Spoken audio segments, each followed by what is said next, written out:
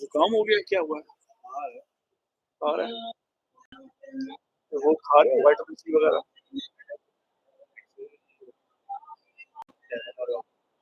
वो ले लो ना, वो क्या उसको कहते हैं।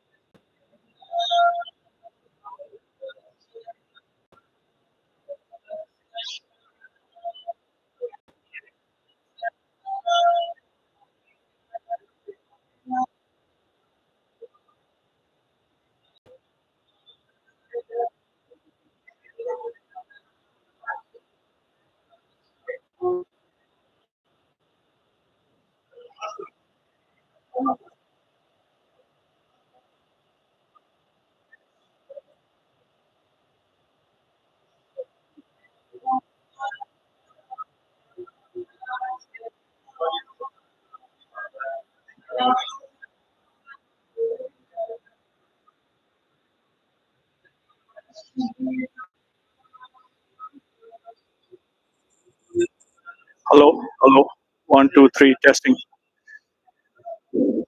Hello hello, testing. Hello hello hello hello, 1 2 3 testing.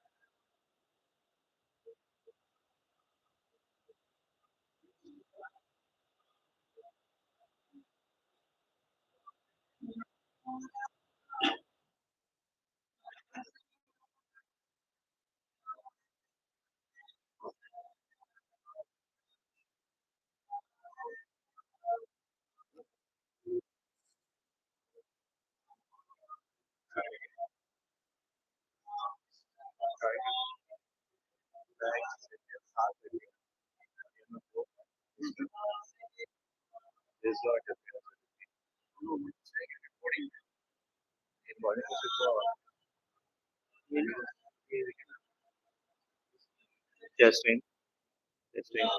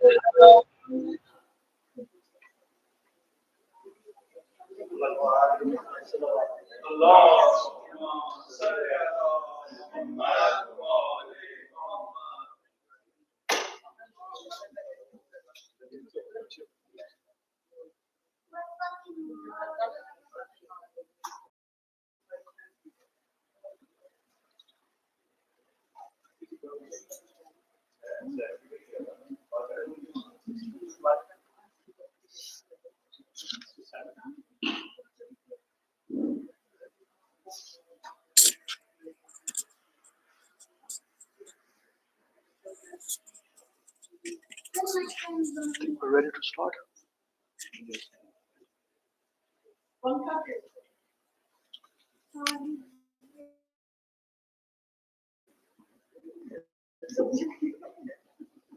Maybe not.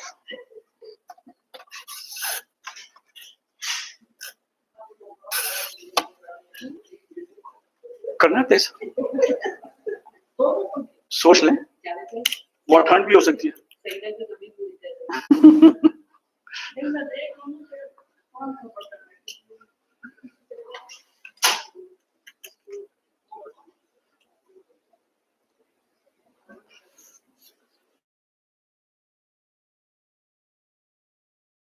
Mohammad सल्लल्लाहु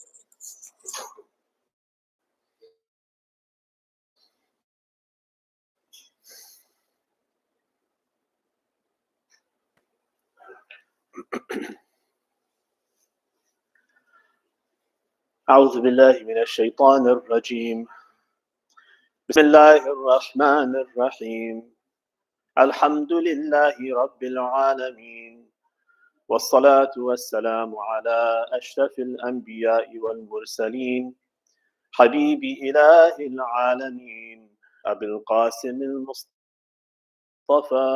محمد صلى على محمد وعلى أهل بيته الطيبين الطاهرين رب اشرح لي صدري ويسر لي أمري واحلل عقدة من لساني يفقه قولي أما بعد. These last 5 nights that we've been together, we've been talking about the seerah of Rasulullah, and we focused on this particular aspect because this is what Imam Hussein alayhi salam says is his goal in his uprising against Yazid. It is li asira bi sirati jaddi Rasulullah. I want to follow in the footsteps of my grandfather and revive his seerah and walk in his footsteps. So this should be our goal, to know the seerah of the Prophet, to know his history, to know his sunnah, and then to try to act on it, to try to incorporate it into our lives, because this is the model that we're supposed to be following. And we've looked over the last couple of nights at a couple of different challenges that there are in the path. Trying to know the seerah of the Prophet, there are difficulties that we face. There are propaganda efforts by different khulafa and their regimes to try to co-opt the seerah of the Prophet, to distort it, to downplay individuals who were important and make them seem ordinary, to malign people, to promote policies that they thought were important. So all these things are there, and history, the adage is that history is written by the victors. The people who are in power, they're the ones who have the money, who have the purse strings, and they can employ and patronize historians, scholars, who will record history according to their plan. So just as one example, I mentioned earlier that one of the, please sisters, I can hear your conversation, it's very distracting. One of the historians who is famous for writing a seerah that is now the dominant seerah in the world is Ibn Hisham, Abdul Malik ibn al-Hisham. So a seerah Nabawiyah is probably the first book you'll find if you're looking to research the seerah. He himself, in his introduction to his seerah, he's writing as a court-appointed historian in the Abbasid era. In fact, the first Abbasid, Al-Mansur, is the one who hires him and asks him to write a seerah. Why? Because he wants to teach his son how to be a good ruler. And so this Abdul Malik, Ibn Hisham, when he writes his seerah, he takes the seerah of Ibn Ishaq, Muhammad ibn Ishaq, who was a contemporary of the 6th Imam. He takes his seerah, which was quite a lengthy seerah, and he says, I've reworked the seerah of Ibn Ishaq, and I have done certain things. And he makes a list of all of the changes he has introduced. So some of them are reasonable. He says, for instance, it was too long. It went all the way from Adam until Rasulullah's time. So I took out all of the other prophets and just focused from Ismail to Rasulullah's time. So it'd be a shorter work. That's one change he makes, which is fine. But then he goes down. One of the changes he says he makes is that there are certain things in Ibn Ishaq's seerah that might be offensive to certain people, so I've removed those. Well, he's not writing for an Abbas.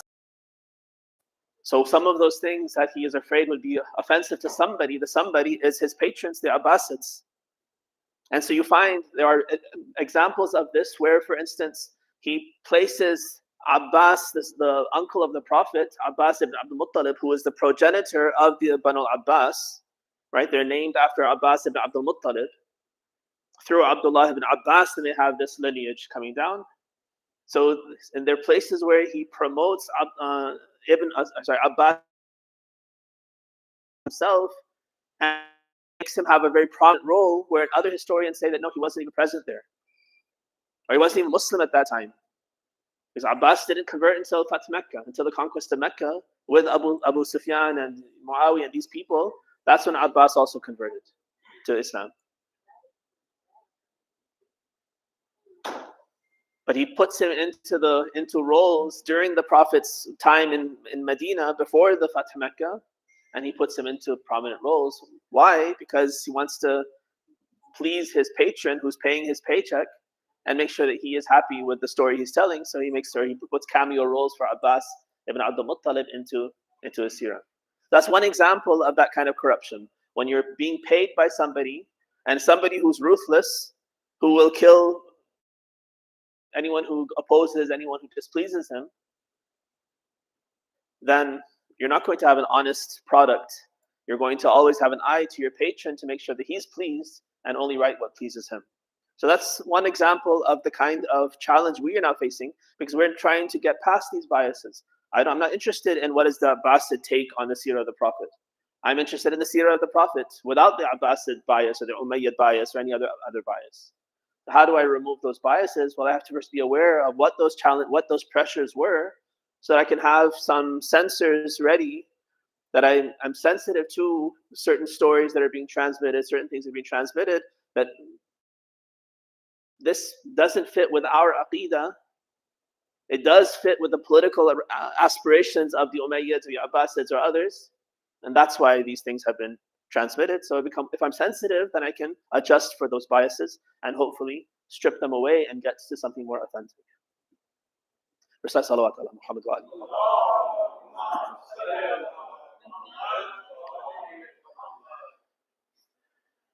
For tonight's story, I want to share a story that no doubt is very familiar to you.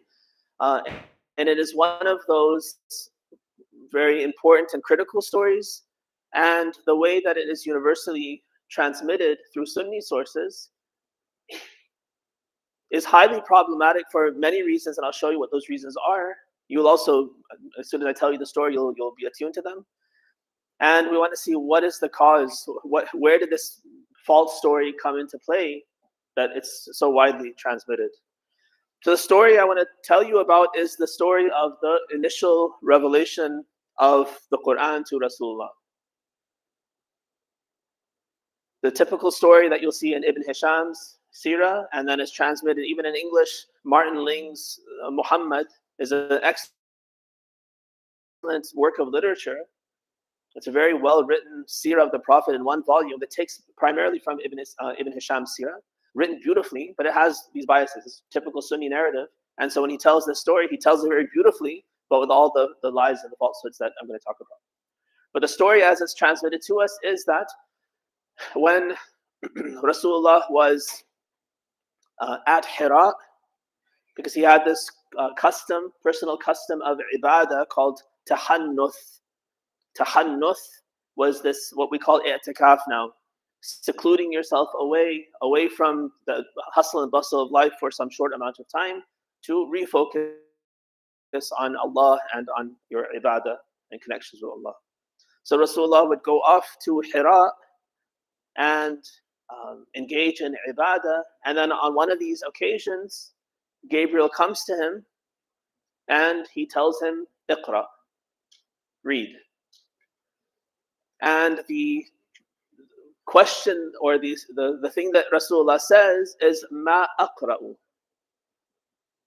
So this "Ma aqra'u," if you know some Arabic, there are two ways you can interpret the sentence. You could say this "ma" is a question word, and he's asking "Ma aqra'u," what shall I read? Or it can be a "ma" nafiya, negative particle, and then it's "Ma aqra'u," I don't read. Right? The same sentence, "Ma aqra'u," what shall I read? Or "Ma aqra'u," I don't read.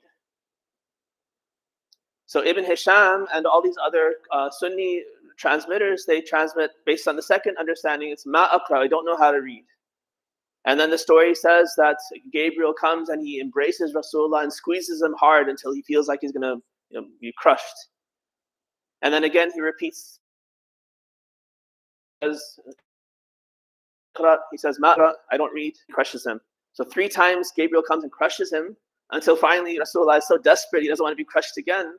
So then he says, what shall I read? And then Gabriel inspires him or says, and he repeats, "Iqra bismi rabbika alladhi khalaq, khalaqa al-insana min 'alaq, iqra wa rabbuka al-akram alladhi 'allama bil qalam, 'allama al-insana ma lam ya'lam." The first 5 verses of Surah Al-Alaq. Then the story, according to Ibn Hisham, goes on and says that after this exchange happens, Rasulullah comes out of the cave of Hira, and he's in a troubled state.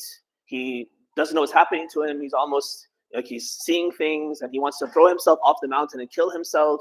He doesn't know, was this the devil or what was it that spoke to me? And now he's hearing things like a delusion almost, that every rock and every tree he passes is talking to him. And then he looks on the horizon, he sees this huge figure of Gabriel, like a big monster, and he's overwhelmed with this. And he comes running down from the mountain, goes home, and puts himself under his blanket, feverish, overwhelmed. And Khadija, in the meantime, has been frantically looking for him. I don't know why she was looking for him, because she knew the pattern. But anyway, she's looking for him. She sends out her servants to go and search for him. And then she sees that he's lying in bed, shivering and with a blanket on him. She asks what's happened. He describes what has happened frantically again. And she says, I have my cousin Waraqa.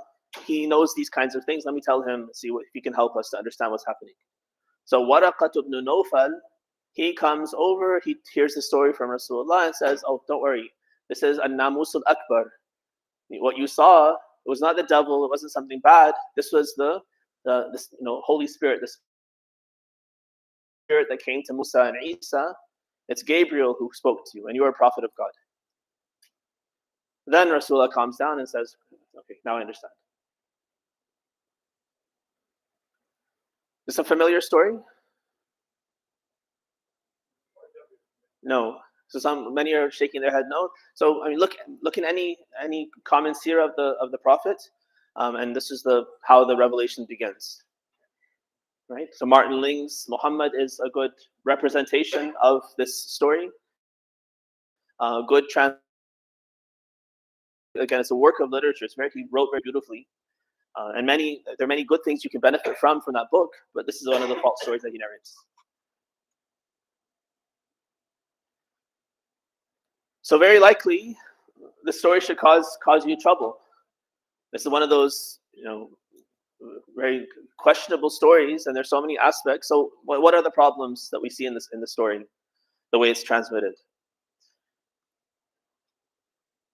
A big part of it is this uncertainty that is telling us Rasulullah had.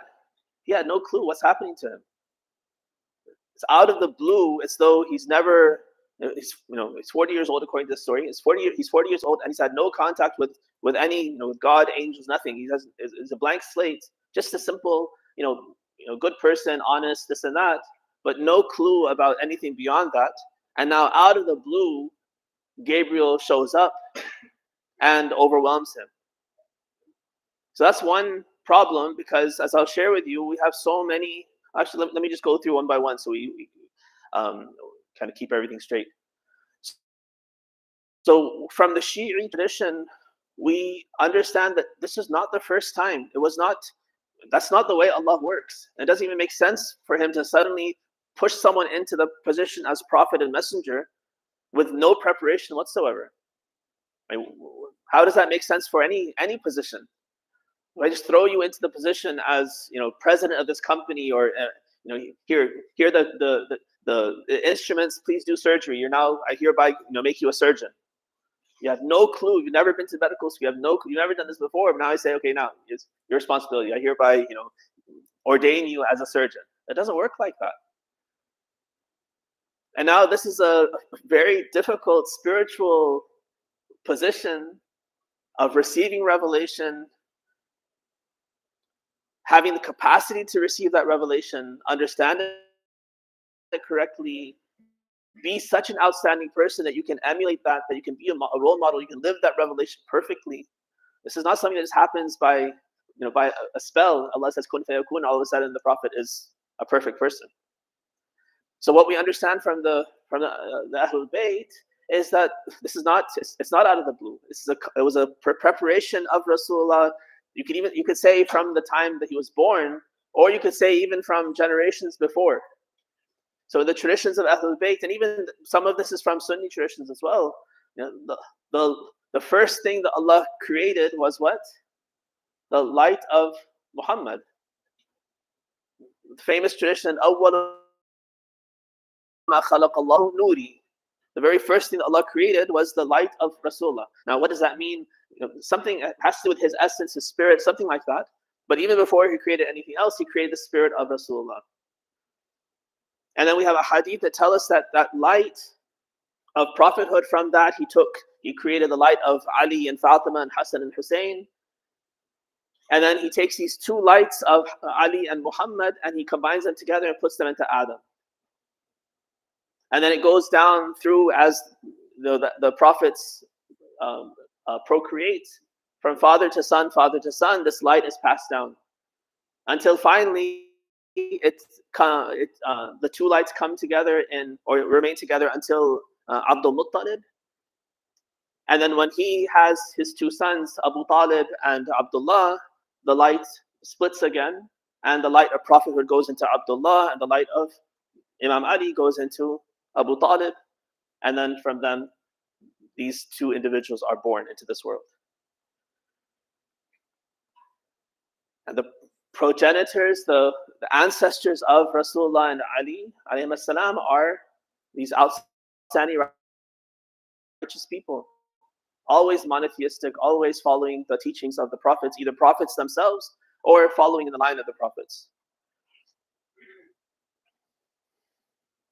بَوَّأَهُ مُبَوَّأَ صِدْقٍ مِّنْ أَهْلِهِ.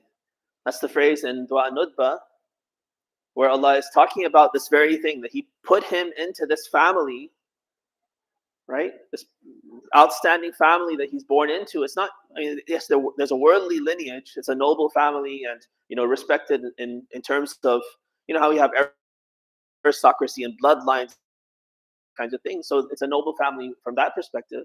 But more importantly, spiritually, this is an outstanding, stellar family in which Allah puts the Prophet's light and makes him be born into that family. So not only was his preparation in his own worldly life, but even from generations, from Adam's time, literally, or even before Adam's time, Allah's already created this light and it's being passed down. And the ahadith of Alam al-Dhar, it's referred to in Surah Al-A'raf as well, where Allah says, وَإِذْ أَخَذَ رَبُّكَ مِنْ بَنِي آدَمٍ مِنْ ظُهُورِهِمْ ذُرِّيَّتَهُمْ وَأَشْهَدَهُمْ عَلَىٰ أَنفُسِهِمْ أَلَسْتُ بِرَبِّكُمْ قَالُوا بَلَى. He talks about this primordial state in which Allah brought forth all of the progeny of Adam from the loins, and He arranged them in front of Himself. All of us were there, and Allah said, أَلَسْتُ بِرَبِّكُمْ, am I not your Lord? And all of us said, Bala. We said, yes, of course you are. So the hadith tell us that the first to answer Allah when He said, Alastu bi Rabbikum, was Rasulullah. And then Ali, and then Ahlul Bayt, and all the prophets, they all joined in. they were the first to answer, and because they were the first to answer, the most eager to serve Allah and answer in the position of prophets and imams and all these righteous positions that they're in. And then the rest of us also answered Bala. Yes, of course, we recognize you as our Lord.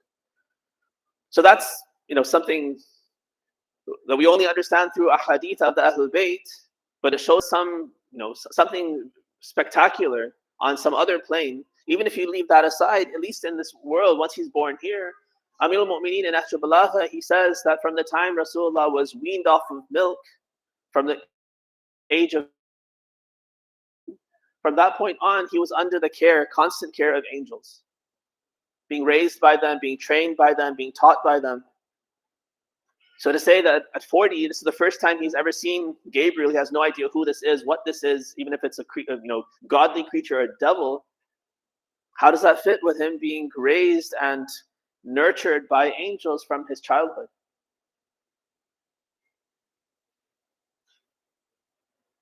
And then think of all those prophecies. I shared some of the prophecies that Abu Talib had received, that Amina received.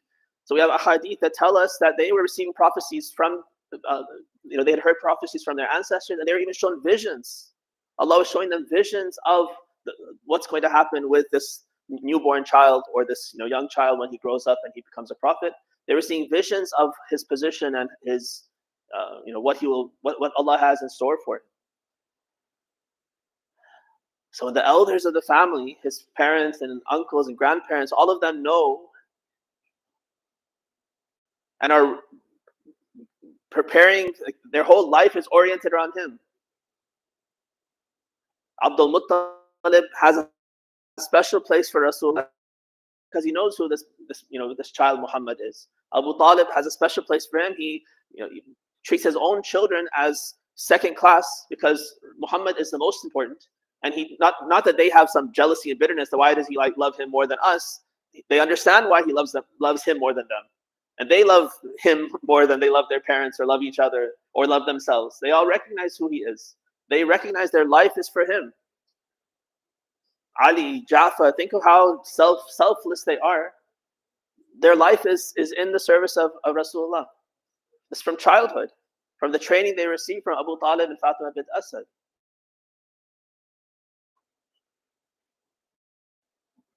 So everyone around him knows who he is, knows what his destiny is, knows that he's going to be the prophet. But the story tells us that at 40, he's surprised. He has no clue what's happening to him. Is this the devil or is this an angel? Should I kill myself? All these sorts of this garbage is put into the prophet's mind in this narrative when it has no connection to all these things that we understand from his history and his childhood, his upbringing, and his people who are taking care of him. So that's one major problem with this fabricated story, that it pretends like he's having first contact with the angels when he's known these angels his whole entire life. They've been his constant companions, constant teachers, training him. Then comes the uncertainty that he feels.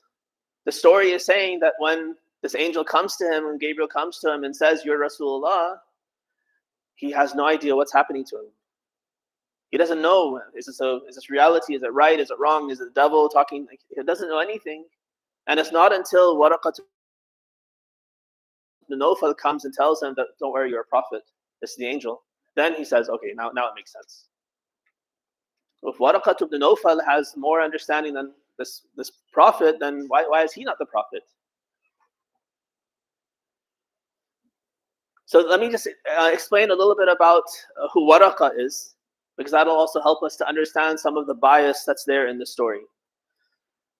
So one of the things that you notice if you look at not only the story as I've narrated it to you, but the transmitters of the story, the people who transmit the story in the Sirah Nabawiyah of Ibn Hisham and other sources, all of them have connections to the family of Zubayr and Ibn Zubayr. So what is that connection? Hopefully that means something to you. So Ibn Zubayr, Abdullah ibn Zubayr, he is that individual who, when Muawiyah died and Yazid sends his letter to his cousin Walid ibn Utbah ibn Abi Sufyan in Medina. He tells him that before you announce the death of Muawiyah and the new Khilafah of Yazid to the public, first bring these three individuals who are have high status in people's minds. They're the leaders of the community: Abdullah ibn Zubayr, Abdullah ibn Umar, and Hussein ibn Ali. Right? So this Abdullah ibn Zubayr, he's the son of Zubayr, of course, who's the son of Awam, and Awam is a brother of Khadija al-Kubra. Right? So, I know family trees are a little bit overwhelming, but this is the family of Asad. Asad is one of the clans of Quraysh. Like you have Banu Hashim, like you have Banu Umayyah, you have Banu Makhzum. So Banu Asad, Asad is one of those clans of Mecca. And Lady Khadija, salamullahi alayha, does belong to this. She's she's Khadija bint Khuwaylid bint, right? Now this Khuwaylid has a brother named Nawfal, and his son is Waraqa ibn Nawfal. So Waraqa and Khadija, their fathers are brothers. They're first cousins. Waraqa ibn Nawfal, Khadija bint Khuwaylid, their fathers are brothers, so these two are cousins. And now Khadija has some siblings. One of her siblings is Awam. Awam is also Ibn Khuwaylid. His son is Zubayr ibn al-Awwam. Right? So now Zubayr, he's the same Zubayr. Talha and Zubayr always come together. These are two companions of Rasulullah who are very loyal to him. Outstanding companions of Rasulullah throughout. Until Rasulullah dies, Saqifa happens, and the vast majority of people get swindled into supporting the conclusion of Saqifa, and they give bay'ah to Abu Bakr. But there's some people who resist. They come to Amir al-Mu'mineen's house, and they come to him and say, we're not going to give bay'ah. We're with you. You tell us what to do. We're ready to fight. Talha, Zubayr are in the house of Amir al-Mu'mineen. Against Abu Bakr, they are selfless supporters of Amir al-Mu'mineen. And now all the ups and downs happen for these 25 years of the Khilafah of Abu Bakr and Umar and Uthman. Talha and Zubayr are by the side of Amir al-Mu'mineen, his greatest supporters. Then finally, Uthman is killed, and there's a likelihood that Talha and Zubayr were some of the assassins of Uthman. And now, all of a sudden, Amir al-Mu'mineen is being kind of mobbed by everyone who's sick and tired of all the corruption of Uthman, and they demand that he has to accept the Khilafah now. And he keeps on pushing it away. When they all insist, then he says publicly, give me your bay'ah, and it's based on my mission is I'm going to judge and rule based on Quran and the Sunnah of Rasulullah. If you're happy with that, you're willing to accept that standard, then I'll accept your bay'ah, only because you all insist. Otherwise, the famous statement is, this Khilafah is as worthless to me as the snot of a baby goat. Those are his words. As soon as he now is the Khalifa, Talha and Zubayr, their tune changes. Because they feel like, we've been your loyal supporters all these years. Now what's in it for us? What are we going to get out of it? And they have their sights set on governorships, because now they are early converts, early supporters of Rasulullah. There's a prestige to those early companions. They are now nobility in the Muslim Ummah. And they themselves have done great things in different battles. They've been great supporters. So they have some status they want to now cash in. And they expect that Amir al-Mu'mineen he'll repay their loyalty. So they want the governorship of Basra and Kufa. And Amir al-Mu'mineen doesn't give it to them. So when he doesn't give it to them, that's the machinations start for rebelling against Amir al-Mu'mineen, and they connect with Aisha, and they connect with Marwan and the heirs and the cousins of Uthman who have just been killed, who, like I mentioned, Uthman, this Talha and Zubair were the assassins of Uthman. Now they raised the flag saying, we're fighting for the event to avenge the death of Uthman. And until Amir al-Mu'mineen, answers for and brings the killers of Uthman to justice, we're not going to rest. And they make that their excuse to rebel against him, to wage war against him, and the Battle of Jamal ensues. So that's Zubair. Amir al-Mu'mineen himself in Nahj al-Balagha is quoted as saying that Zubair was good until his son Abdullah ibn Zubair grew up and corrupted him. So Abdullah ibn Zubair, who's the son of Zubair and Asma, who's the sister of Aisha, right? He is the corrupting force that pulls his father into hellfire. He dies, Zubair dies on the battlefield of Jamal, fighting against Amir al-Mu'mineen. So everything he did in his lifetime is now for naught, because he died fighting against the Imam of his time. It's Abdullah bin Zubair's fault, according to Amir al-Mu'mineen. He says he's the cause. This Abdullah bin Zubair, now he feels like he sees himself on par with Hussein ibn Ali, Abdullah ibn Umar. He's now the new nobility, and he has a claim for himself. So his stronghold is in Mecca, and when the letter comes from Yazid, he flees to Mecca and starts making plans and collecting his followers, all of this, to make Mecca his capital. He wants to rebel against Yazid to establish his own khilafah. So as Imam Hussein is going to Kufa, Ibn Zubair is in Mecca doing his things. That whole thread continues. Karbala happens. Yazid dies 3 years after Karbala. And very soon after that, 4 months after that at most, Muawiyah ibn Yazid abdicates, and the whole line of the Abu Sufyan's line is done. And the Khilafah transfers to Marwan and his descendants. Also Umayyad. So while they're trying to establish their Khilafah, this Abdullah bin Zubair in Mecca, he establishes his Khilafah. So for some years, there are 2 Khilafahs for the Muslims. One in Syria, under these Marwanids, and one in Mecca under Abdullah bin Zubair. So anyway, all of that history, just to give you a sense that this Ibn Zubair and the Zubayrids, they were power hungry, they were politically motivated, they wanted to take power for themselves and establish the Khilafah, and they are finally destroyed by Hajjaj bin Yusuf, no friend of the Shia, one of the biggest tyrants, one of the most bloodthirsty, who killed so many of the Shia. But he destroyed the Kaaba, catapulted the Kaaba, destroyed it, flattened it, and one of his catapults actually hit Abdullah bin Zubair and destroyed him.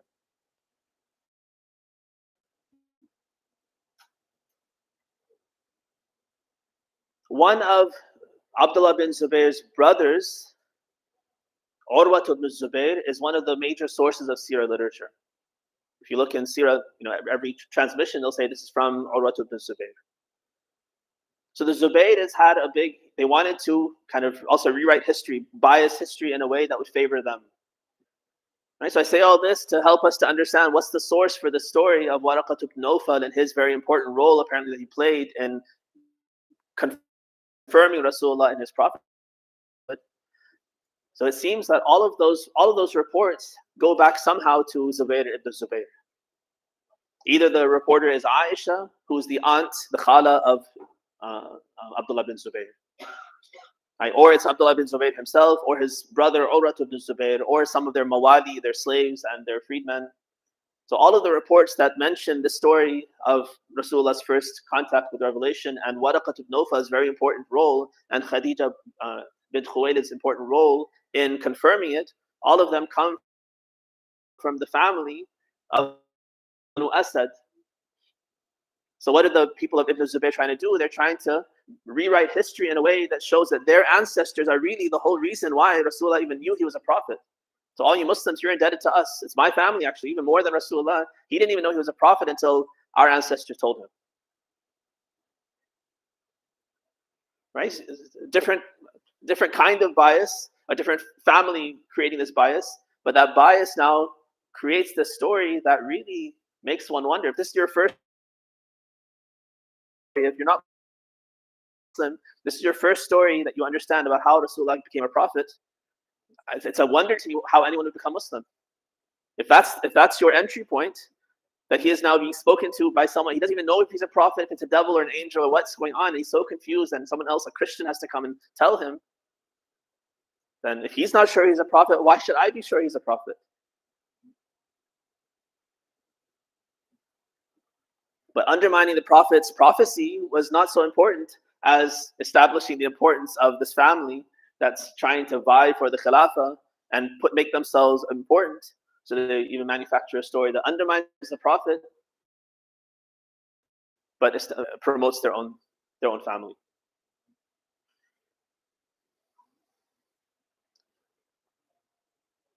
A third problem with this story is this Waraqat ibn Nawfal himself.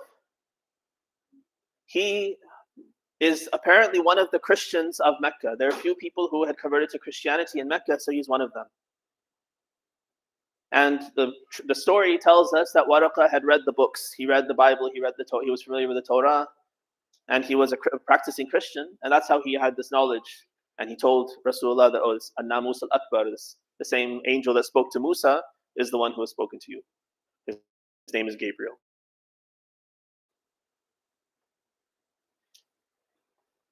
And he is now telling Rasulullah that you are a prophet, but Waraqa himself never converts. There's nothing in history that tells us that he converted, that he supported Rasulullah, anything else. This is the only appearance he makes, and then he's gone, and he never converts. When he, according to the story, had the greatest insight into the Prophet's prophethood. So many problems with the story. And this is really one of the most, well-known stories, at least in the Sunni narrative of the Prophet's life, that everyone is exposed to. From the Shi'i side, if you put our narrative together and the information we get from the Ahlul Bayt, so let's leave that story aside for now. I've given 3 important reasons why it should be rejected. What is the narrative that we can look to? Now, we can't say these things with a 100% certainty. In this early period, especially, there's not documented history on a daily basis. For instance, so, later on in the Prophet's life, I think this happens generally with famous people. Finding out when the famous person was born is difficult because nobody cared about the person when he was born. Everyone else is born too. Nobody kept records before. But once they become famous, now people are interested in the rest of their life. So from the point where they become famous or important, then the history is much more knowable. But to know when someone's born is very challenging. This is not just an ancient problem. Even now, my father's generation, they don't have records. When you ask your parents and grandparents when were you born, if they're born in India, Pakistan, or other places, they'll probably say probably this year. That's what my birth certificate says. But no one knows for sure, because these things they would change them. They knew that if they make them seem older than they are, they can get into school earlier, so they get one step ahead. So they'd adjust the date and put the wrong date on it. That was one adulteration of history that we have in our own parents and grandparents' generation. History before written documents and all these things. It's very difficult. That's why you might think, why do we have different dates for the wilada and shahada for every imam and every important person? Because of this. You don't have birth certificates and passports and documentation and legal records that you can go back to and say, oh, he was born on this day in this hospital at this time, this doctor. None of that's there. So saying dates with certainty is sometimes challenging, but we have reports and we can piece together a most plausible narrative and timeline for these events. So one thing that we understand is that as I mentioned, the Prophet is being prepared from day one through the training of these angels. We have a hadith that tell us that Allah doesn't appoint a prophet as a prophet until he perfects his intellect. So intellectually, he's being built up and trained to a point where now he has the capacity to receive this revelation. We have some ahadith that tell us that at the age of 37, Rasulullah first sees the angel, either Gabriel or Israfil, in a dream, and he appoints him as prophet, as Nabi at that point. And he teaches him, the very first thing he teaches him is how to do wudu. that whenever you want to pray, worship Allah, then you should perform wudu. And he teaches him this in this dream, and then from that point on, wudu that's the first active ibadah that he learns. And he would pray, but prayer at that point was not the salah that we have. There was no Quran yet, no Fatiha, no surah. So, there was we don't know the details of what the ibadah was exactly at this time, but whenever he wanted to pray, he would do wudu based on the teaching of this prophet, this angel, because he was now a Nabi. Then at the age of 40, that's the date that we usually celebrate as his mab'ath. Right, when is the mab'ath on the calendar? Test. 27th of Rajab. That's his mab'ath, the bi'tha. That's when he is appointed as Rasul. So Nabi is a lower rank. Then above that is Rasul. Right? What about revelation of Quran? إِنَّا أَنزَلْنَاهُ فِي لَيْلَةِ الْقَدْرِ شَهْرُ رَمَضَانَ الَّذِي أُنزِلَ فِيهِ الْقُرْآنِ. Right? Oftentimes in people's minds, they think, when he is appointed as Rasul, that's when he gets the Quran as well. But no, his bi'tha is in Rajab. Quran doesn't come down until Ramadan. These are not the same event. They're two different events. So I think the timeline is that in his 40th year, on the day of the 27th of Rajab, that's when this incident happens. He's in Hira. Gabriel comes to him and appoints him as Rasul. It's not a shocking thing. Yes, it might have been stressful. It might have been challenging to receive revelation and to have this connection, but not in a way that he's now confused. He doesn't know what's going on, and he thinks it's a very beautiful and very spiritual experience for him. And Gabriel is a familiar face that he's seen since his childhood. Now, whether or not this Surah Al-Alaq was revealed at that point, the first 5 lines, that's a controversy. Because as I mentioned, his mab'ath is in Rajab. Quran doesn't come down until Ramadan. So either we have to say that, yes, the rest of the Quran was revealed in Ramadan, but maybe these first 5 lines were given to him right at the time of mab'ath. That seems to be the general accepted version of the story. But there's no necessity for the revelation of these 5 verses also to be there. All of that could be part of the Quran in Ramadan. Ramadan, now, is it the same year, 3 months later? So it seems like actually it was 3 years later, because we have a hadith that say that the Quran was revealed for 10 years in Mecca and 10 years in Medina. 10 years in Mecca, 10 years in Medina. The Prophet's 40 at the time of Mab'ath. And then how long after Bi'tha does he stay in Medina? For 13 years. That means the first 3 years there was no Quran. And then 10 years from the age of 43 until he does Hijrah in his 53rd year. That's 10 years in Mecca that Quran is being revealed. And then the 10 years in Medina, Quran until the end. That's 20 years of revelation, not 23 years of revelation. It's 23 years as Rasul, 26 years as Nabi, right? Because there's Nabi at 37, then 3 years later at 40, he's Rasul. 3 years later, Quran starts to come down when he's 43, and then for 20 years he has Quran being revealed on him.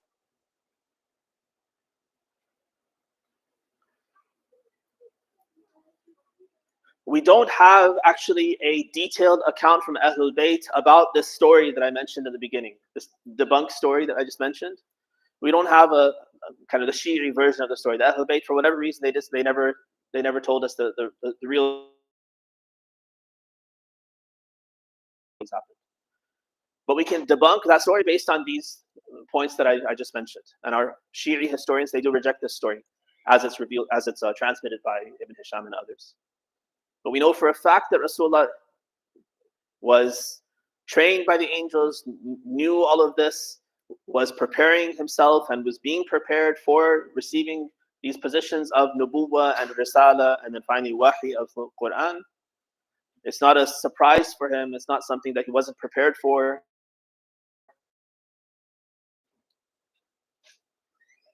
And he himself he has to be in complete certainty. And the Quran says, هَذِهِ السَّبِيلِ أَدْعُو إِلَى اللَّهِ عَلَى بَصِيرَةٍ أَنَا وَمَنِ اتَّبَعَنِي. And this is my path upon which I call to God. Like, I and those who follow me have basira. We have full insight, full perspicacity. We know exactly what we're talking about, what we're believing in. He doesn't say, I don't know what I believe. I don't know if I'm a prophet. If the prophet himself doesn't know he's a prophet, then how are you and I going to be held accountable for having aqidah, for having certainty that he's our prophet? The entire idea of accountability is undermined by this one story. Definitely the prophet knew exactly who he is. He knows who Gabriel is. He knows with certainty. It's not even the kind of certainty that you and I, we read something and it makes perfect sense. And we say, now I believe this because it logically makes sense. Rasulullah is not being convinced logically about something at this point. He is experiencing Gabriel and revelation at a visceral level. His spirit is being elevated. His heart is being illuminated. It's not a logical proposition that, A and B, therefore C. And now he says, okay, now I believe I'm a prophet. He is being spoken to by Gabriel. He's being inspired by the revelation of the Quran. Not just the text and these words that you and I listen to. The actual light of the Quran, the actual illumination of the Quran is infusing his being. This is not something that we can only imagine. We have descriptions in a hadith that kind of help us to understand maybe something about what he was feeling when he received revelation. But it's not a normal circumstance. In many cases, he'd be bowled over, he'd be knocked over, he'd receive revelation, he'd have to lie down in Amir al-Mu'mineen's lap. And he would just go into the state as he was receiving revelation, where it was like he was asleep or in some sort of other state. And he would stay like that in Amir al-Mu'mineen's lap until he was done, and then he would receive the revelation, and then he would tell people, this is what I've been told. It was a taxing, difficult ordeal that he had to experience. We can only imagine what it was like. Recite salawat.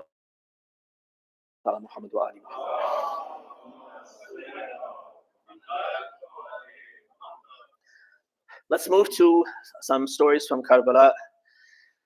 I want to share, like I mentioned yesterday, I know you are traditionally used to hearing certain stories on certain nights of the first 10 days.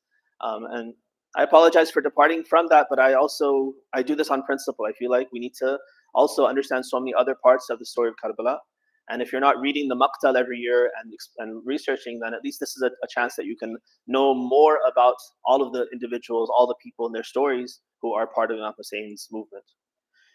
So I'm going to share two stories with you, inshallah, in time. As Imam Hussein is moving from Mecca towards Kufa, we're told that he stopped at different waypoints and they would camp. Along this path, he encounters two individuals at two different waypoints, and both of them are what's known as Uthmani. They are Shia of Uthman, not Shia of Ali. They were people who supported Uthman, who fought in Siffin against Amir al-Mu'mineen.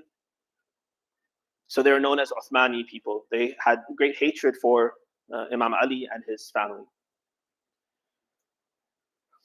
The first individual, I think he actually meets him second in the sequence, but the first I'll tell you about is a person by the name of Ubaydullah ibn al-Hur al-Ju'fi. I know the names are confusing. You have Ubaydullah here again, you have Hur also. So Ubaydullah ibn Hur is an Uthmani. He is camped out, and we're told that the Imam and Ubaydullah, they end up camping in the same place.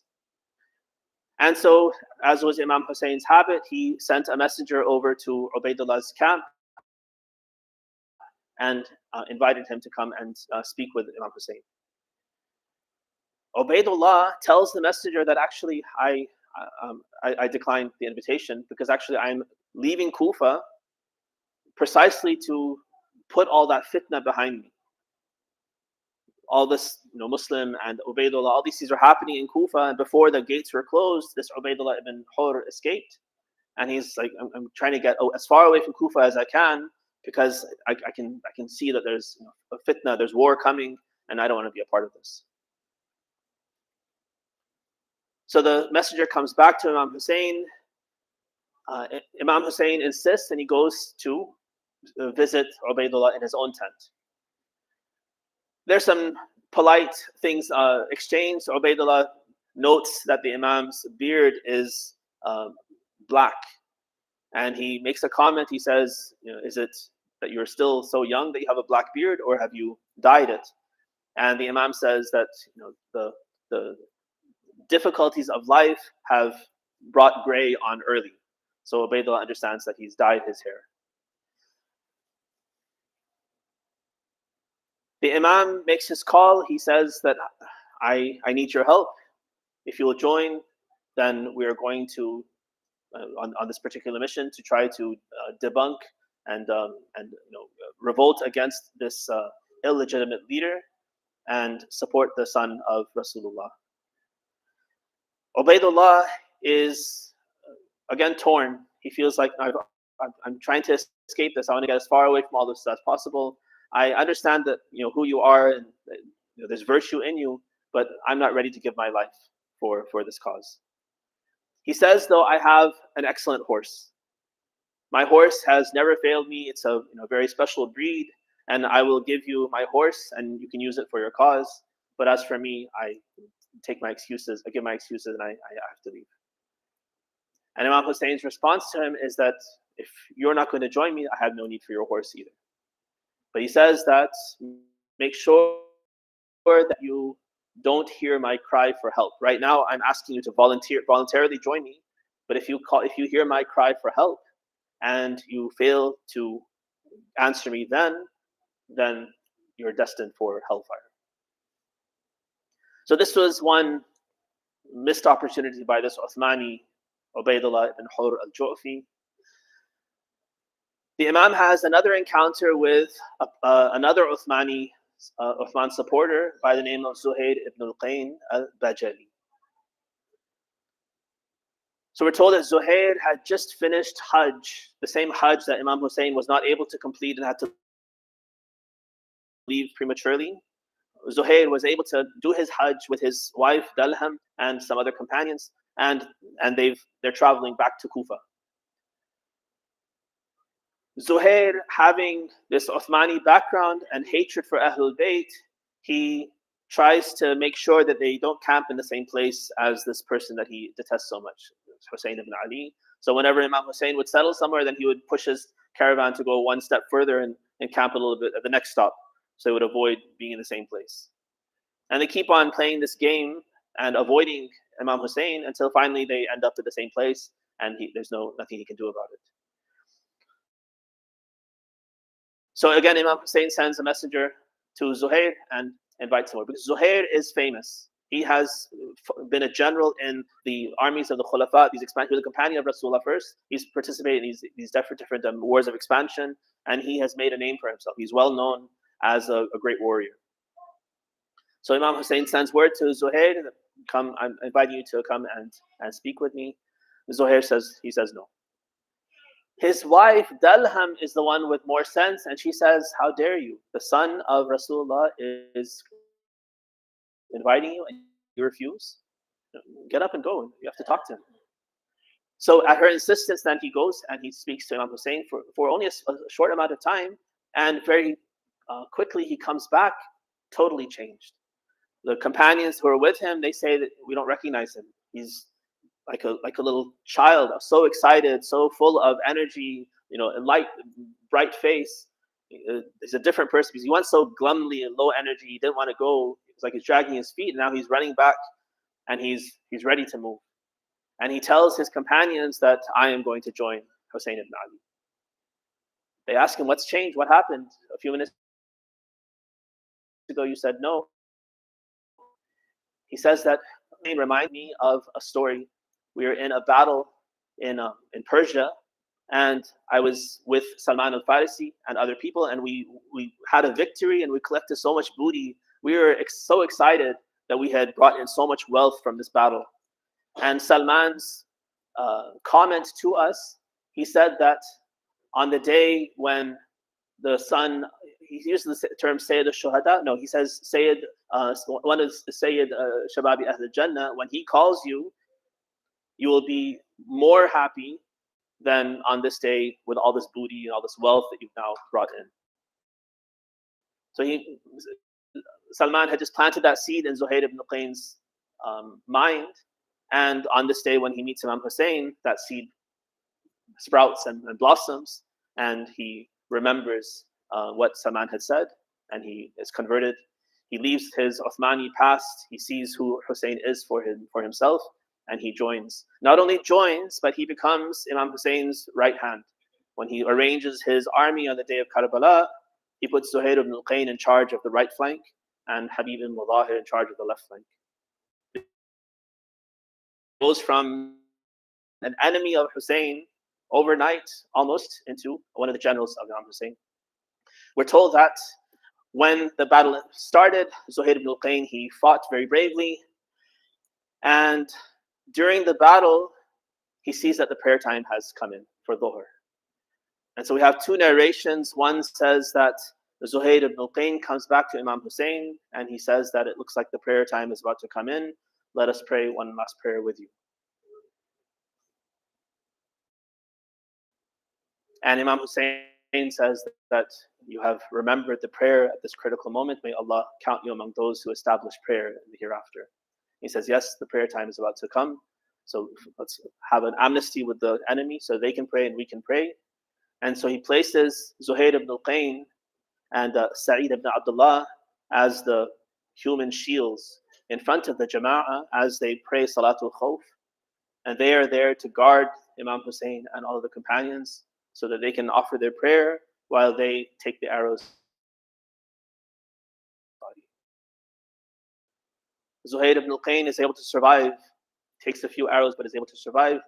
Sa'id ibn Abdullah takes 9 arrows and it drops to the ground by the end of the prayer. Imam Hussein comes to him and he asks, Ya Rasulullah, have I fulfilled my covenant with you? Have I done my duty towards you?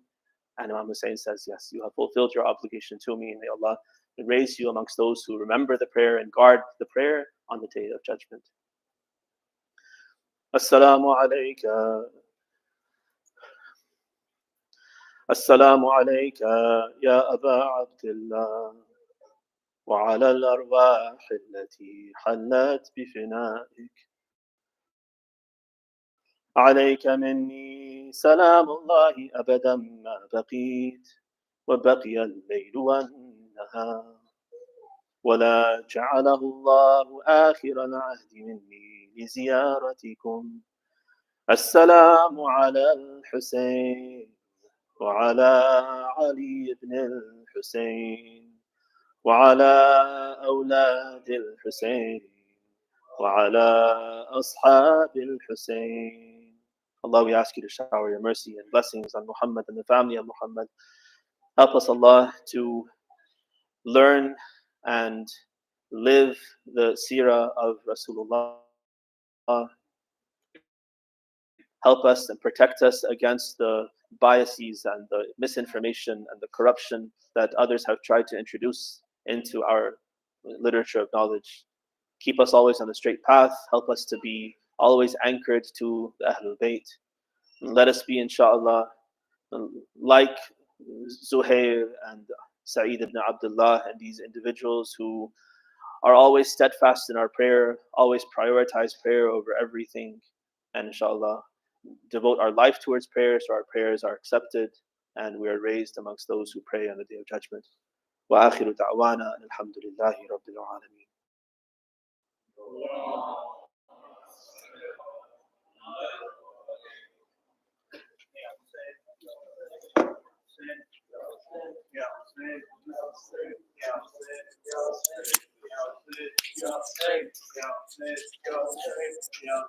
Yo, Said. Yo, Said. Yo, Said. Yo, Said. Yo, Said. Yo, Said. Yo, Said. Yo, Said.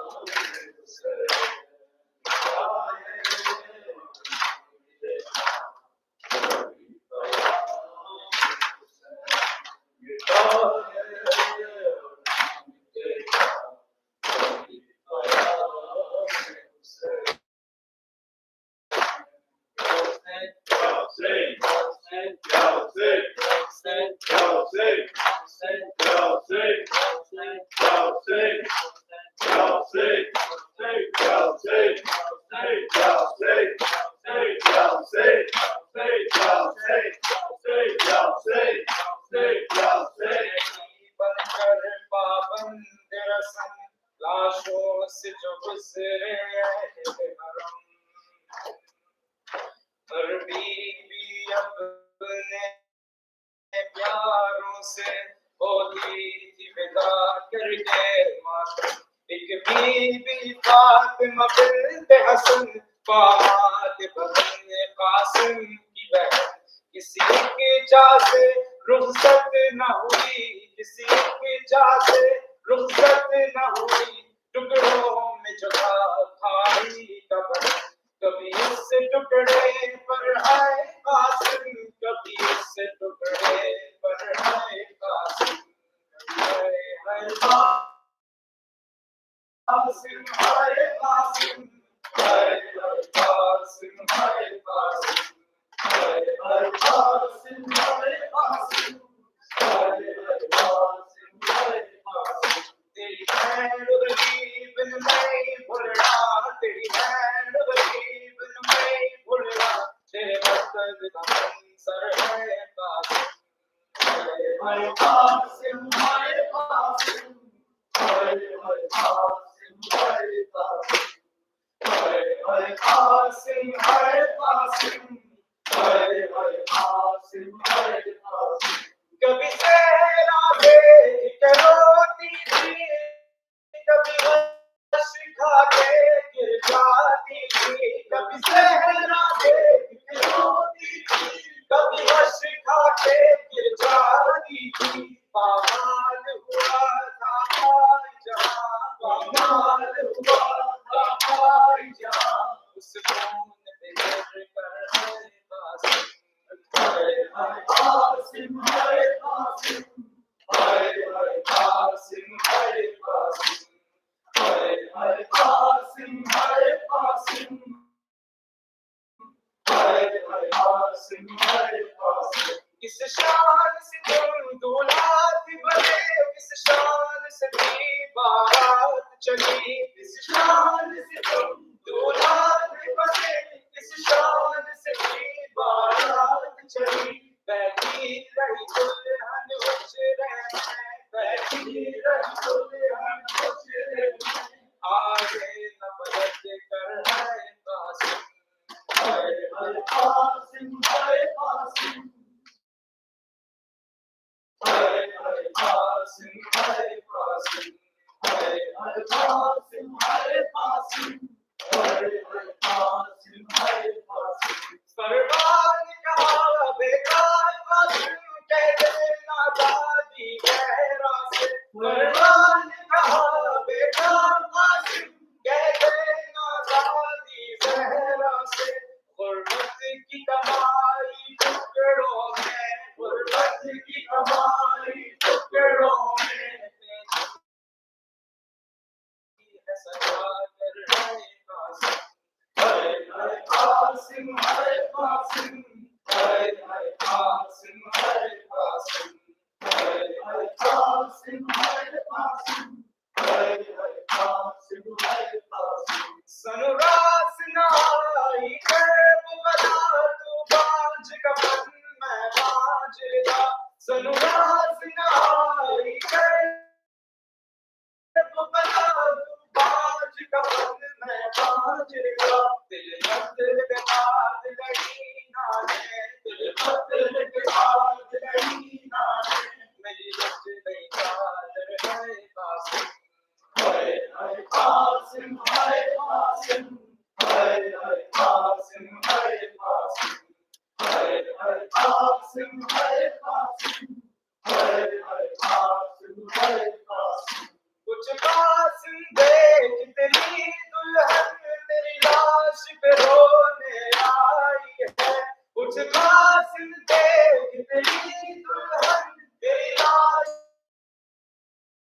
पे रोने आई है काशी शादी आसानी है काशी शादी आसानी बस जात तेरा कर है कासिम है Qasim, Hai Qasim, Hai Hai Qasim, Hai Qasim, Hai Hai Qasim, Hai Qasim, Hai Hai Qasim, Hai Qasim.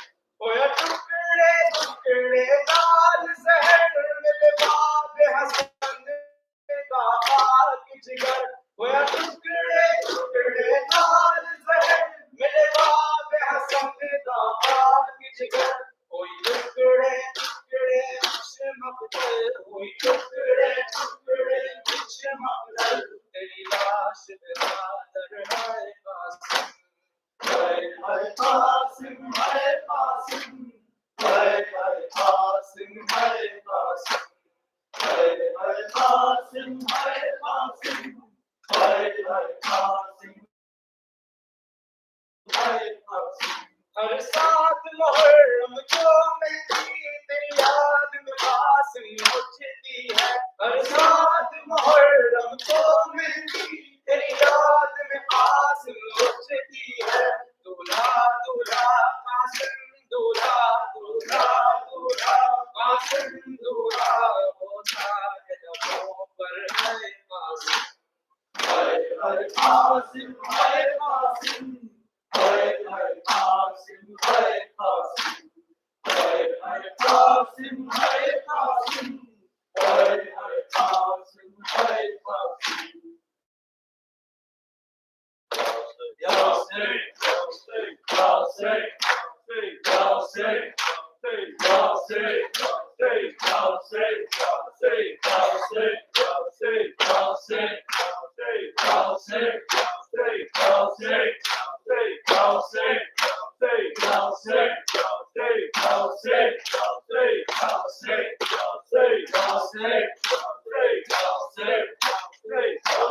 रात हुई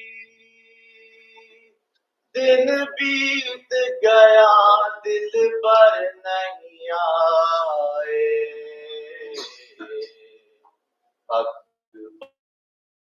अकबर नहीं आए असगर नहीं आए अकबर नहीं आए असगर नहीं आए अकबर नहीं आए असगर नहीं आए अब रात हुई दिन बीत गया दिल पर नहीं आए अकबर नहीं आए असगर नहीं आए अकबर नहीं आए असगर नहीं आए हम नाम अली हम शक्ल नबी हम नाम अली हम शक्ल नबी हम नाम अली हम शक्ल नबी हम नाम अली हम शक्ल नबी जुर्रत की सिवा गैरत की बड़ी जुर्रत की सिवा गैरत की बड़ी लेकिन जब मुश्किल आई खड़ी माँ देती रही रो रो के सदा अकबर नहीं आए अकबर नहीं आए असगर नहीं आए अकबर नहीं आए असगर नहीं आए कहती थी ये बानो रो रो कहती थी ये बानो रो रो लिल्लाह बुला दो असगर को लिल्लाह बुला दो असगर को क्या जाने किस आलम में हो मुमकिन है लौट के फिर दिल पर मातर नहीं आए अकबर नहीं आए असगर नहीं आए अकबर नहीं आए असगर नहीं आए क्या गुजरी लाल में तुम पर क्या गुजरी हाल मेरे तुम पर क्या गुजरी हाल मेरे तुम पर क्या गुजरी हाल मेरे तुम पर कुछ तो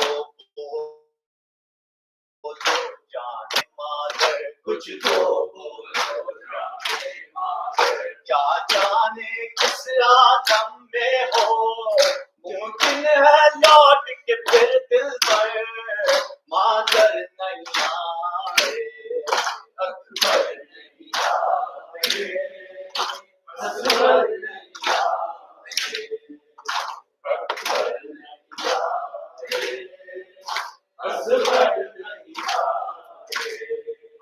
क्या गुजरी रात में तुम पर क्या गुजरी रात में तुम पर क्या गुजरी रात में तुम पर क्या गुजरी रात में तुम पर कुछ तो बोलो जाने मादर कुछ तो बोलो जाने मादर क्या बात हुई रन में सरवर लेके तो गए थे हाथों पर फिर कर नहीं आए अकबर नहीं आए असगर नहीं आए अकबर नहीं आए असगर नहीं आए जख्मी है गला मजबूर हो तुम जख्मी है गला मजबूर हो तुम जख्मी है गला मजबूर हो तुम जख्मी है गला मजबूर हो तुम बेटा जख्मों से दूर हो तुम बेटा जख्मों से दूर हो तुम अब मैं समझी क्यों दूर हो तो मैं जान गई है लफ्ज़ जिगर क्यों घर नहीं आए अकबर नहीं आए असगर नहीं आए अकबर नहीं आए असगर नहीं आए आ जाओ ऐ असगर आओ आ जाओ ऐ असगर आओ आ जाओ ऐ असगर आओ आ जाओ ऐ असगर आओ मादर पे लाल तरस खाओ मादर पे लाल तरस खाओ मादर पे लाल तरस खाओ मादर पे लाल तरस खाओ एक बार गले से लग जाओ मुमकिन है लौट के फिर दिल पर मादर नहीं आए अकबर नहीं आए असगर नहीं आए अकबर नहीं आए असगर नहीं आए अब रात हुई दिन बीत गया दिल पर नहीं आए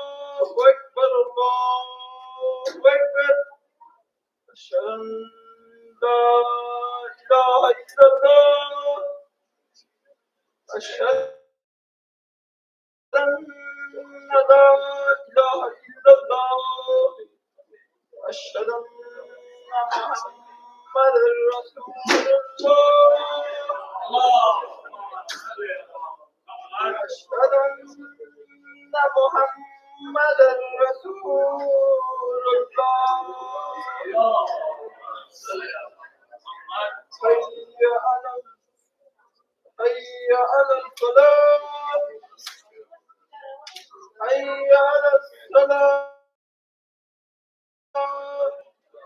حي على الصلاة حي على الفلاح حي على خير الأمل حي على خير الأمل الله أكبر الله أكبر لا إله إلا الله لا إله إلا الله.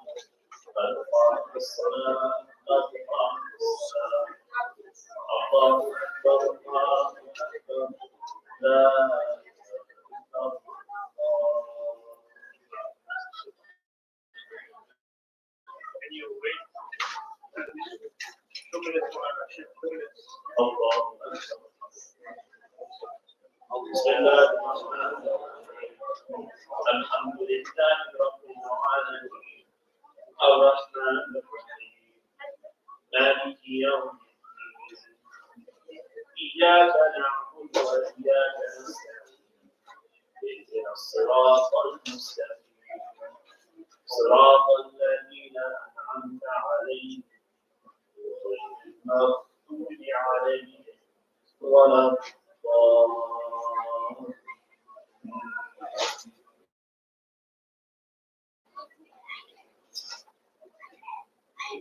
بسم الله الرحمن الرحيم إنا أعطيناك الكوثر فصل ربك وانحر إن شانئك هو الأبتر. الله سبحان ربي العظيم وبحمده سبحان الله سبحان الله سبحان الله سمع الله لمن حمده الله سبحان ربي الأعلى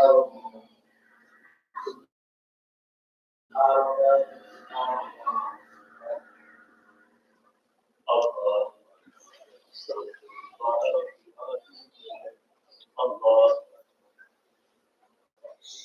سبحان ربي الأعلى سبحان الله سبحان الله الله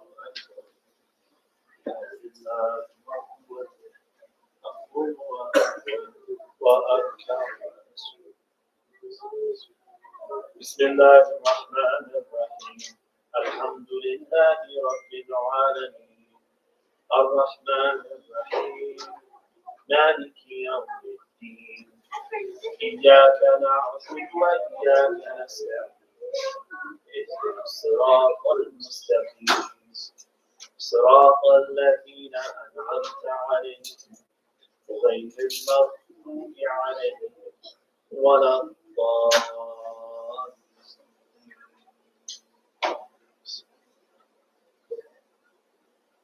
بسم الله الرحمن الرحيم إذا جاء نصر الله والفتح ورأيت الناس يدخلون في دين الله أفواجا فسبح بحمد ربك واستغفر إنه كان توابا. الله أكبر. بسم الله الرحمن الرحيم ربنا اغفر لي ولوالدي وارحمهما كما ربياني صغيرا اجزهما بالإحسان إحسانا وبالسيئات غفرانا رب اجعلني مقيم الصلاة ومن ذريتي ربنا وتقبل دعاء اللهم صل على محمد وآل محمد الله سبحان ربي العظيم وبحمده سبحان الله سبحان الله سبحان الله سمع الله لمن حمده الله أكبر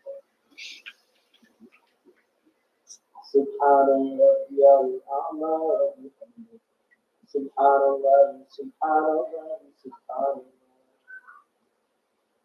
الله أكبر أستغفر الله ربي وأتوب الله سبحان ربي الأعلى سبحان الله سبحان الله سبحان الله الله أكبر الحمد لله أشهد أن لا إله إلا الله وحده لا شريك له وأشهد أن محمدا عبده ورسوله اللهم صل على محمد وعلى آل محمد الحمد لله الله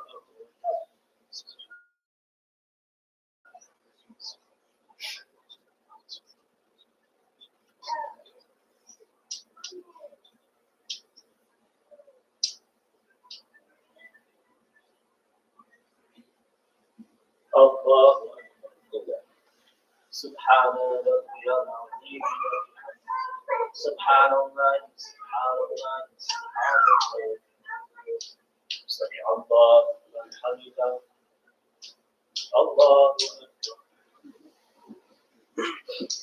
سبحان ربي الأعلى وبحمده سبحان الله سبحان الله سبحان الله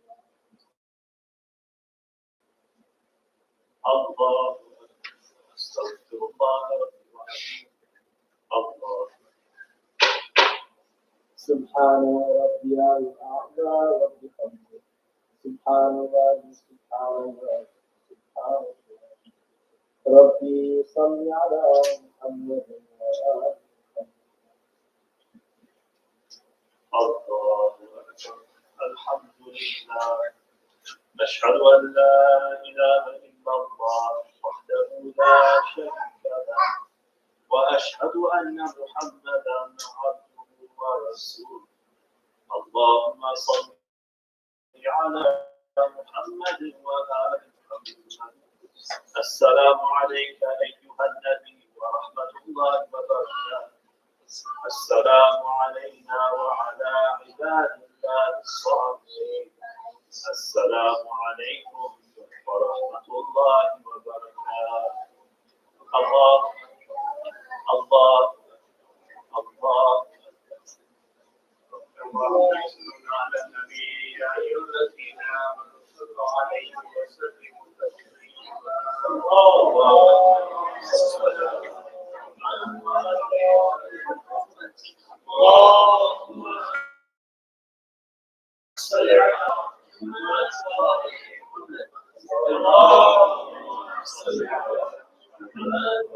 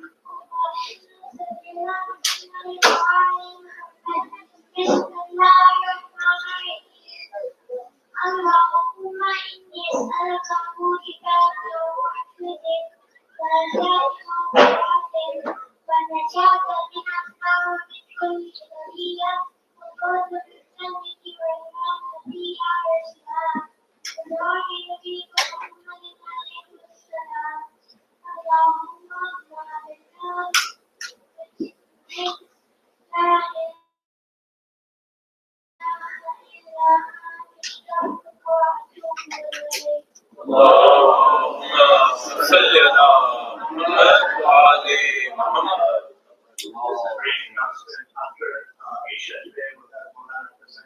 A couple things he needs to present for cancer is and the way we'll go forward is we'll take the Fatiha and the lower setting so there's no confusion. So these remain seated until we're done completely the program and then we'll sit down at the end of the day. So avoid this confusion. Any presentations that have anything will remain seated and we'll do the Fatiha. And the Shaykh then will do the Salam. Muhammad wa ali Muhammad sallallahu Allahumma salli ala Muhammad wa ali Muhammad. Allahu Akbar, Allahu Akbar. Ashhadu an la ilaha illallah, ashhadu an la ilaha illallah. أشهد أن محمدا رسول الله. اللهم صل على محمد وآل محمد. أشهد أن محمدا رسول الله. اللهم صل على محمد وآل محمد. حي على الصلاة، حي على الصلاة، حي على الفلاح، حي على الفلاح، حي على خير العمل، حي على خير العمل. قد قامت الصلاة، قد قامت الصلاة. الله أكبر، الله أكبر. لا إله إلا الله.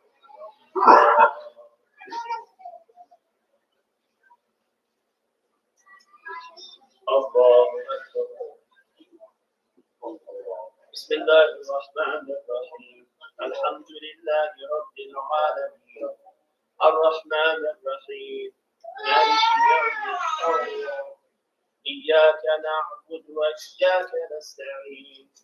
اهدنا الصراط المستقيم صراط الذين أنعمت عليهم غير المغضوب عليهم ولا الضالين.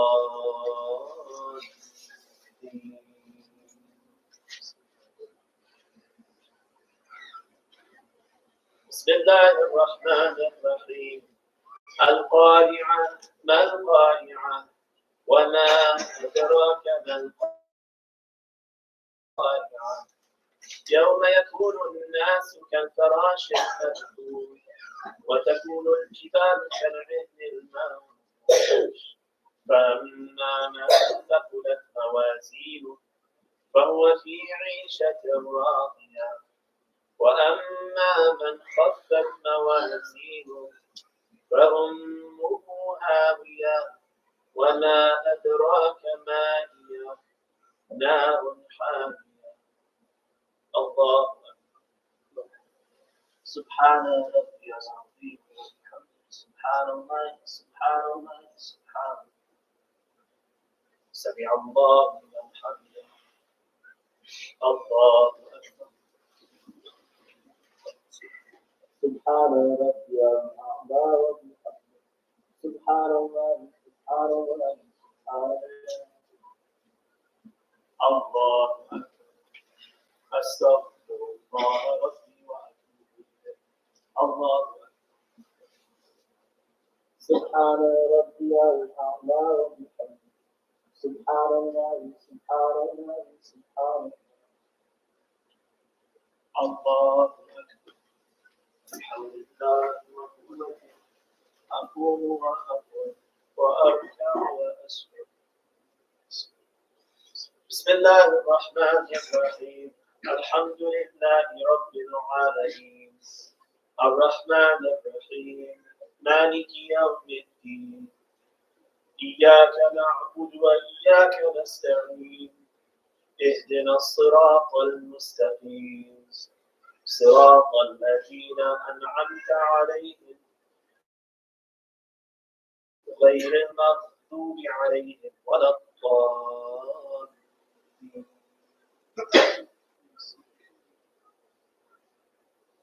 بسم الله الرحمن الرحيم. قل يا أيها الكافرون لا أعبد ما تعبدون ولا أنتم عابدون ما أعبد ولا أنا عابد ما عبدتم ولا أنتم عابدون ما أعبد لكم دينكم ولي دين.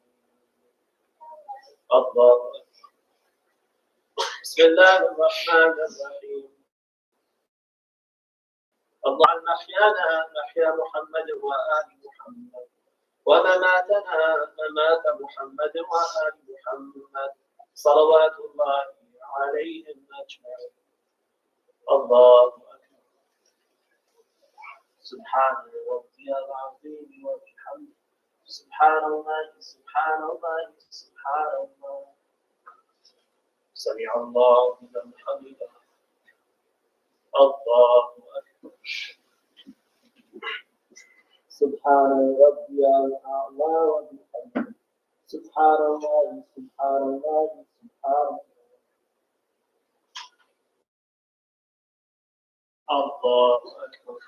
أستغفر الله ربي وأتوب إليه. الله أكبر.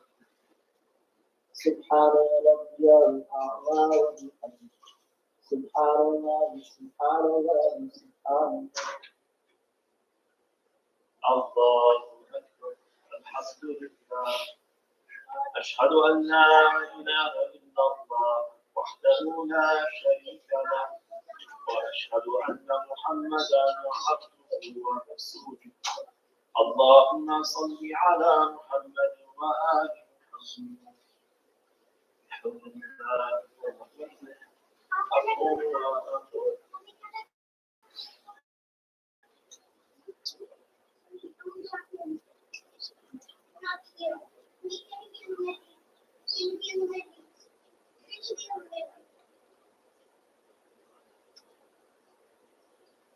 الله أكبر. سبحان ربي العظيم وبحمده، سبحان الله سبحان الله سبحان الله. سمع الله لمن حمده. الله أكبر. سبحان ربي الأعلى وبحمده، سبحان الله سبحان الله سبحان الله. الله أكبر. أستغفر الله ربي وأتوب إليه. الله أكبر. سبحان ربي الأعلى وبحمده، سبحان الله سبحان الله سبحان الله. الله أكبر. بحول الله وقوته أقول وأقول.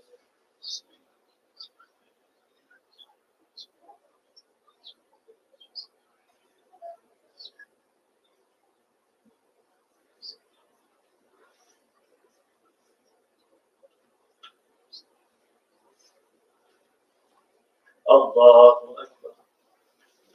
سبحان ربي العظيم وبحمده، سبحان الله سبحان الله سبحان الله. سمع الله لمن حمده. الله أكبر. سبحان ربي الأعلى وبحمده، سبحان الله سبحان الله سبحان الله. الله أكبر. أستغفر الله ربي وأتوب إليه. الله أكبر. سبحان ربي الأعلى وبحمده، سبحان الله سبحان الله سبحان الله.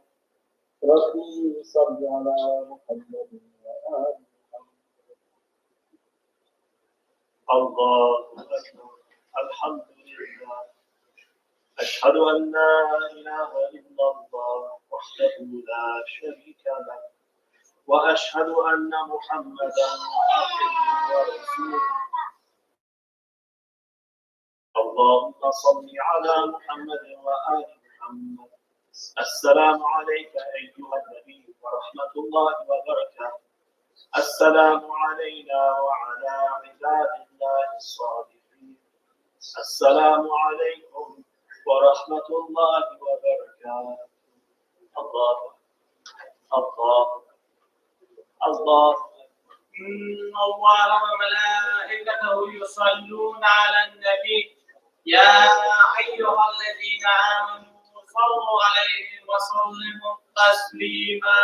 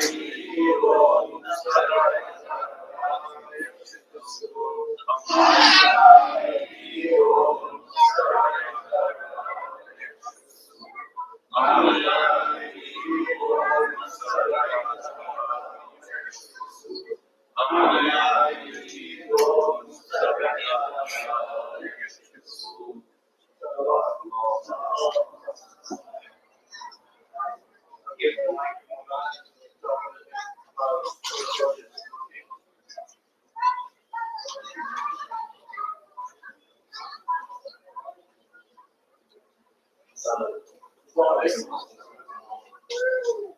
take a look at this. There are three things I want to talk to you about briefly. One is I am part of the organization that is planning a backpacking trip for young boys and young girls. Well, let's say young men and young women. So if you have children, boys or girls in the age of 17 to 20, so it's like late high school and early college, we took one last year, we're taking one this year. It's an annual trip into the upper peninsula of Michigan. There's a group of 10 boys with 2 chaperones and 10 girls with 2 chaperones. And it's a lot of fun, and it's also really good spiritual experience. And inshallah, if you can, we have a few spots left for one spot left for the girls and 4 spots left for the boys. It's at the end of this month, July 30th to August 4th. It's like a 4-day trip, 1 day to travel back and forth. So I think we're in groups 17 to 20. So that's one. If you're interested in that, I think, has it been sent out somehow to the community or not? It has been sent out, it will be sent out. You can see the website, see all the proper description, see if it's something you want to do. The second thing is I teach classes, and these classes that I think everyone can benefit from. We have students here from the Hijaz who's taking a class with me. I think Arastu, who's not here right now, who's taking a class with me. This website is IslamicLiteracy.org, and I encourage you to look at the courses. It's basically adult education for the most part. There's some courses for younger people as well, in all sorts of areas in Islamic studies. Not Hausa education, it's not meant for specialists. It's meant for you guys, for regular Muslims who want to build their Islamic literacy. That's the idea. They need to become literate in Islam. So there are classes from history to tafsir to aqaid to something like popular culture, how to deal with it for young teenagers, screening documentaries and having sessions with ulama about them. Lots of different courses. So take a look at that and see if anything fits. The third is I brought some of the books that I worked on. There are 8 titles out there, and I just wanted to briefly talk to you about them so you have an idea. I'm not sure how much you are a reading community, but if you have libraries in your home or not, but you should. This is one of the legacies that we have. It shouldn't be that our house has no books and everything's online. Build a library. So the titles, some of the titles are works that I've collaborated with other ulama on, and a few of the titles are my own works. So one that I think is very relevant is a commentary on Ashura. It's called A Salute to the Master of Art. It's a great book. It is a really good book, not only to get a commentary translation of Ashura, but get all the backstory, all this history I'm talking about. Who is Marwan? We say Marwan, Marwan, why do they deserve Marwan? So you give a detailed history of who these people are, what kind of people they did, and why we should do Marwan. Even theologically, why do we do Marwan? Is this a good thing or a bad thing? So you have problems with why do we do Marwan? You don't love people, not hate people. So it's a big part of Ashura, so we do quite an in-depth discussion on that. So that's one title which I know. God's Emissaries is one that you might be familiar with. Maybe there was a course about it. This is a history of the prophets from Adam to Isa. Quite a comprehensive book, and it's really good reading for young people. It's accessible to high school students and even younger. But it's also a great study for many of the English-speaking Hausas who are using the textbook. Middle schools are using this as a textbook initially.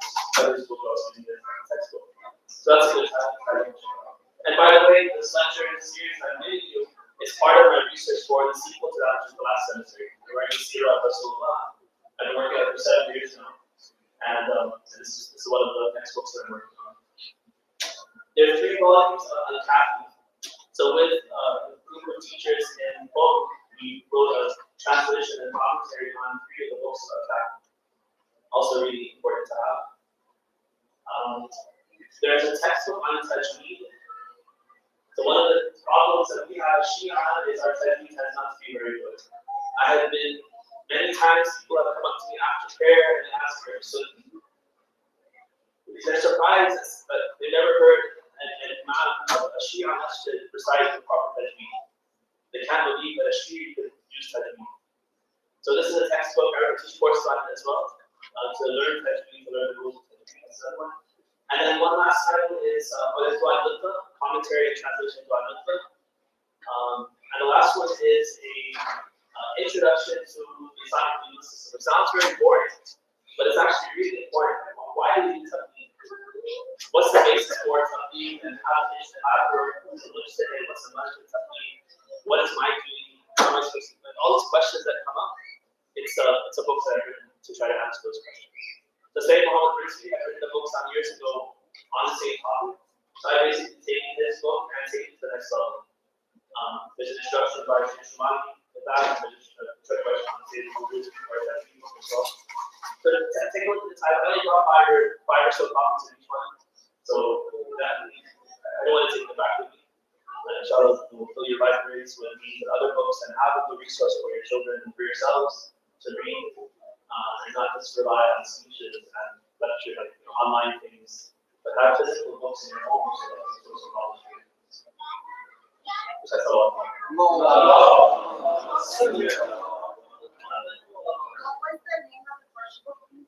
So to the Master of Martyrs, it's a great book. On the end there, it's a commentary of Siyar al-Ashura. They might be finished now. There's a QR code. So you can order it from the website if you're not there. And then you can sell the information contained on the release to attach to the website. السلام الرحمن الرحيم السلام عليك يا رسول الله السلام على أئمة الهادي المهديين السلام على جميع الأنبياء ورسله وملائكته السلام علينا وعلى عباد الله الصالحين السلام عليكم جميعا ورحمة الله وبركاته.